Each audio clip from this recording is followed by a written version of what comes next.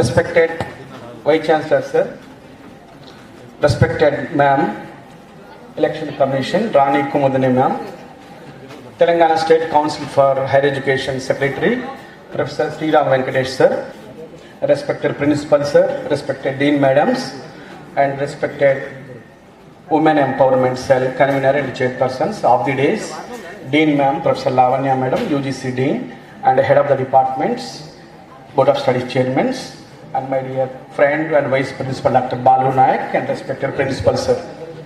As we discussed from the beginning of today's function, already Professor Srilata Madam has given us enough thoughts about the program that we have today.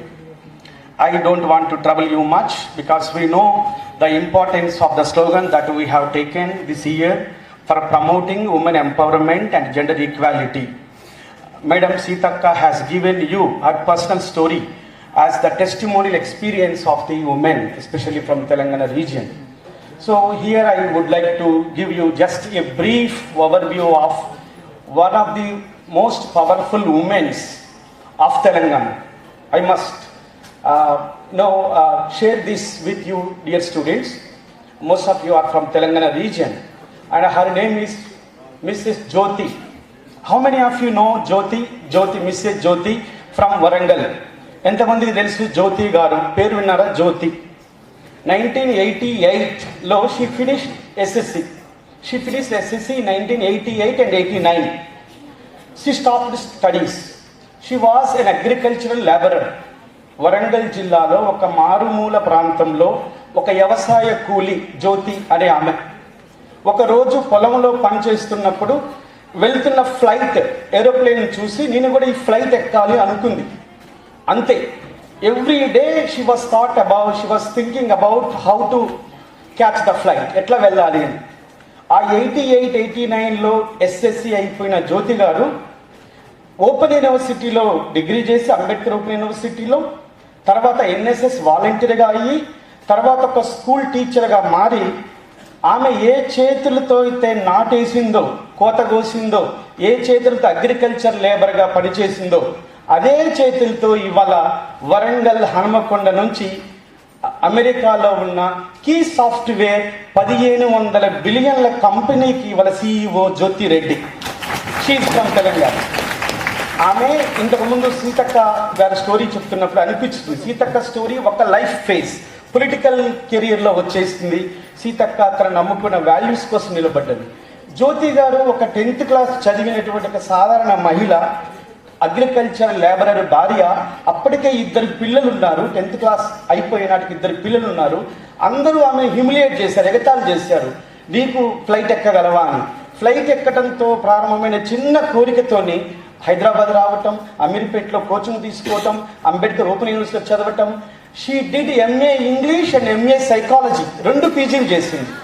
మీరు Google చేసి చూడొచ్చు. జ్యోతి రెడ్డికి software అనగానే ఆమె గురించి stories అన్నీ మీకు యూట్యూబ్లో, గూగుల్ ఫాట్ మీద కనిపిస్తూ ఉంటాయి.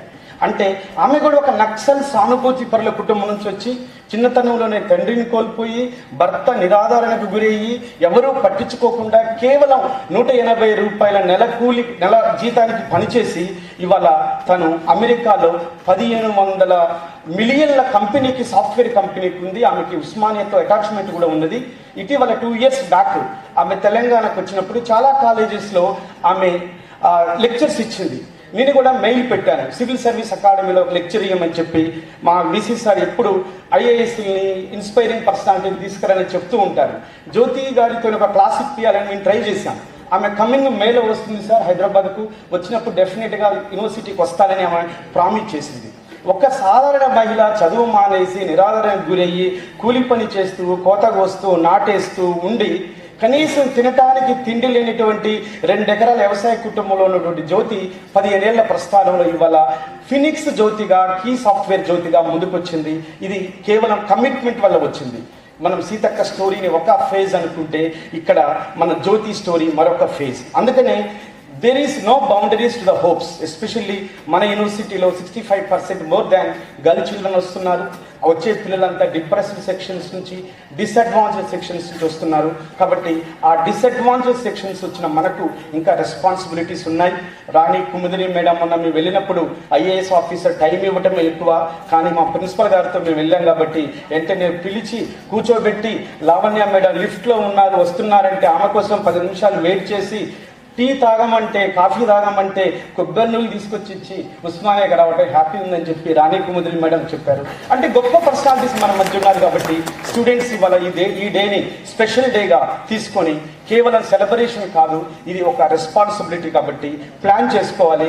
ఆ ప్లాన్ ఇక్కడ ఆగిపోకూడదు. గర్ల్ చిల్డ్రన్కి ఎస్పెషల్లీ నేను చెప్పేది, లవ్ అనేది, లవ్తోని love is the lock of the goal. దయచేసి లవ్లో పడమాకండి, లవ్ చెయ్యమాకండి. మీరు లక్ష్యాలు సాధించిన తర్వాత లవ్ చేయండి. అప్పుడు మీరు కోరుకున్న వాళ్ళు కారు, మిమ్మల్ని కోరుకునే వాళ్ళు వందల సంఖ్యలో వస్తారు. తొందరపడి, ఒక కథ ఉన్నది, ordinary bus, express bus, deluxe బస్సులు 3 బస్సులు ఉంటాయంట. ఆ 3 బస్సుల్లో తొందరపడితే ఆర్డినరీ బస్ ఎక్కుతావు. వెయిట్ చేయండి, మీకోసం సూపర్ ఏసీ బస్ రాబోతుంది. కాబట్టి లక్ష్యాన్ని చేరుకుంటే మీరు ఏసీ బస్సులో వెళ్ళాలని ఈ తక్కువ టైంలో కూడా మాట్లాడడానికి అవకాశం ఇచ్చిన మా ప్రిన్సిపల్ గారికి కృతజ్ఞతలు తెలియజేస్తూ ముగిస్తున్నాం.